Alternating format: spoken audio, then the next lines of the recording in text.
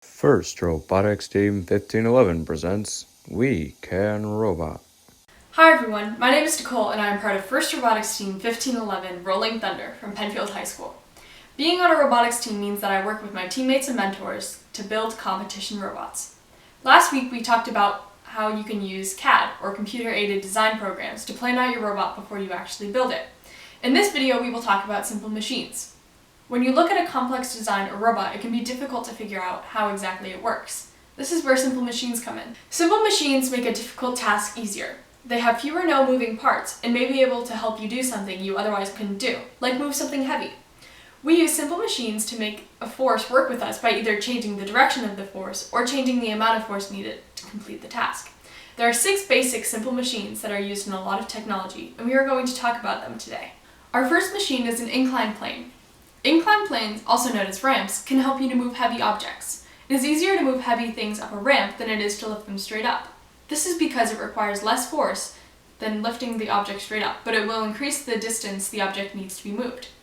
Our robots are large and weigh in at 150 pounds, so we often use a ramp to move it into our trailer before we travel to competitions. Now that you know what an inclined plane is, let's talk about a screw. A screw is an inclined plane wrapped around a cylinder. Screws are used to hold things together as they pull or push the object.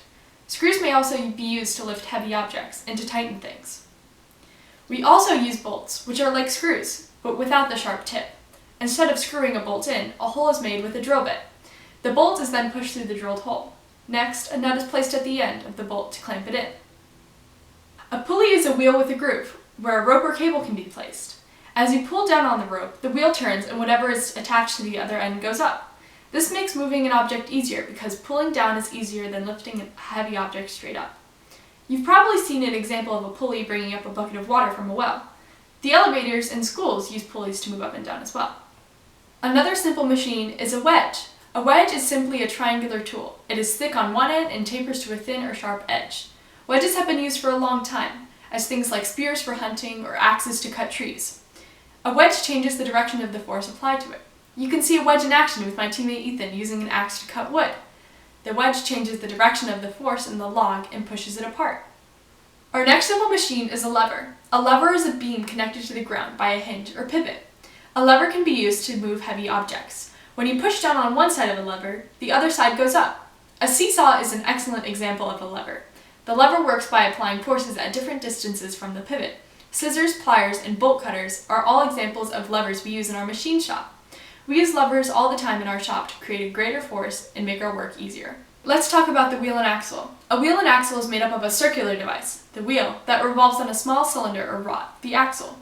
A force applied to the wheel causes the axle to rotate, which can be used to magnify the force. Or a force applied to provide rotation on the axle causes rotation on the wheel link, like a Ferris wheel. We use wheels and axles to drive our robot around the game field. We also use gears, which are basically wheels with teeth located on the outside. Gears come in all kinds of sizes and need axles as well. They are arranged with their teeth interlocking in order to change the speed or direction of motion. We use gears on our robot to change how fast our drive base moves. So now that you know about these simple machines, it's time for your challenge. Try making simple machines with Legos or Kinects or everyday items from your home. You can even make simple machines in Minecraft. So go ahead, start making those simple machines. Share your creation with your friends and family, and if you want, you can share your creation with us by following the directions at the end of this video. Thank you for watching, and stay safe.